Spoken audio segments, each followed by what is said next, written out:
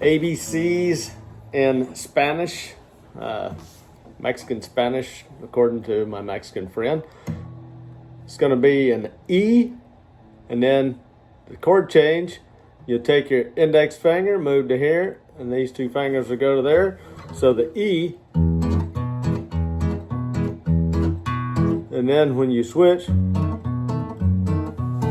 so this is the pattern.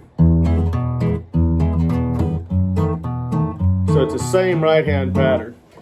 So here we go.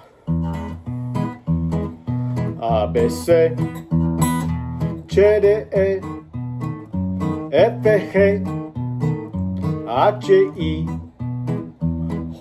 K, L,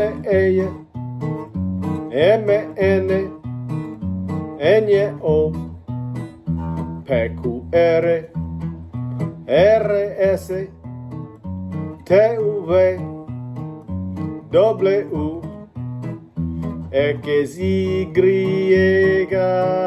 Z. There you go.